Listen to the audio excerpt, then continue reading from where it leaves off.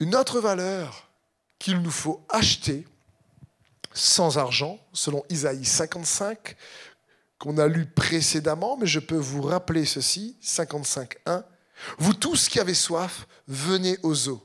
Même celui qui n'a pas d'argent, venez acheter. Vous n'avez pas d'argent? Venez acheter. Et mangez. Venez acheter du vin, du lait, sans argent, sans rien payer. Tu payes rien, mais tu achètes du vin et du lait. Ça parle du vin et du lait, ça parle de la récompense, de la terre promise, le pays où coule le lait et le miel. Ça parle de cette promesse, de cette vie d'en haut que Dieu a pour nous. Mais cette vie-là, elle ne s'achète pas avec de l'argent, mais elle s'achète avec des principes que nous décidons de pratiquer par des choix que nous faisons. Et un choix, c'est tu refuses une chose pour choisir une autre chose. C'est toujours lorsqu'on fait un choix, c'est qu'on sacrifie une chose pour une autre chose. Et la valeur sur laquelle j'aimerais t'encourager à investir, à acheter, parce que c'est ça aussi s'affectionner des choses en haut, c'est le courage. On ne peut pas acheter le courage. Le courage de ne pas se laisser, par exemple, enliser dans la zone de confort, la tradition. Le courage de progresser, le courage de changer, le courage de marcher par la foi, le courage de répondre au bien par le mal, le courage d'emmener la lumière dans les ténèbres, le courage d'être fidèle, le courage de marcher dans l'honneur lorsqu'on te déshonore, le courage d'aimer lorsqu'on ne t'aime pas, le courage de pardonner lorsqu'on t'a fait du mal, le courage de faire justice lorsqu'on est injuste avec toi et de garder un cœur juste, le courage de garder ton cœur lorsqu'on est mauvais avec toi, le courage de ne pas faire naître du mal au-dedans de toi ou contre les autres lorsqu'on fait du mal contre toi. Il faut du courage pour ressembler à Jésus. Et c'est une valeur qu'on ne peut pas acheter avec de l'argent. Le courage moral, le courage de marcher selon les vertus de Christ.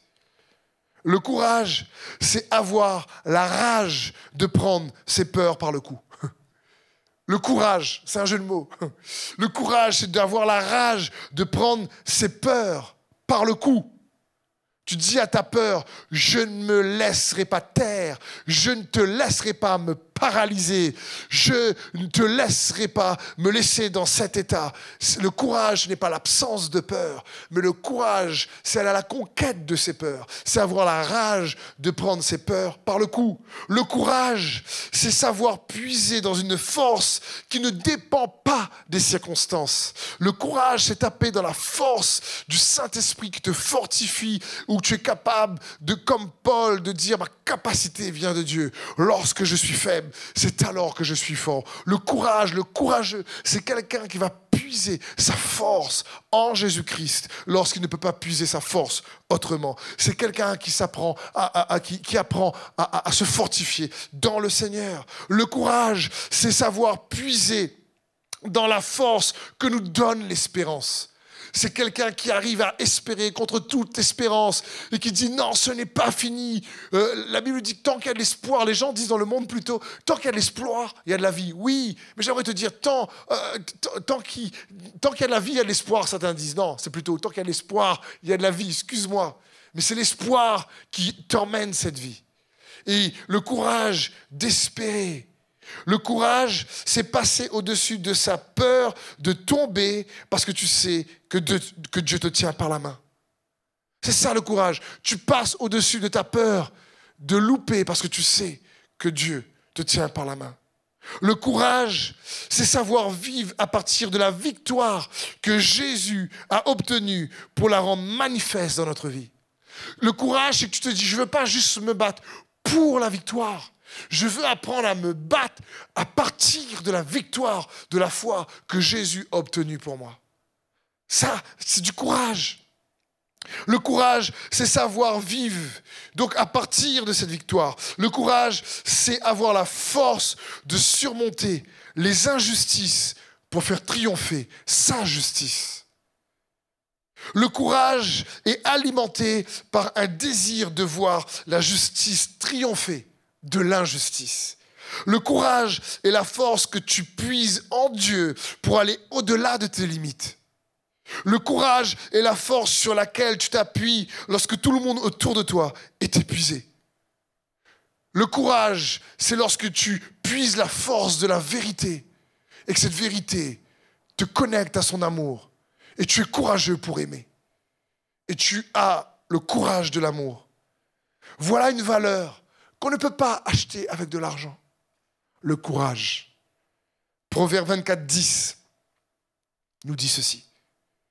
Si tu faiblis au jour de la détresse, ta force n'est que détresse. Et nous avons tous des moments difficiles.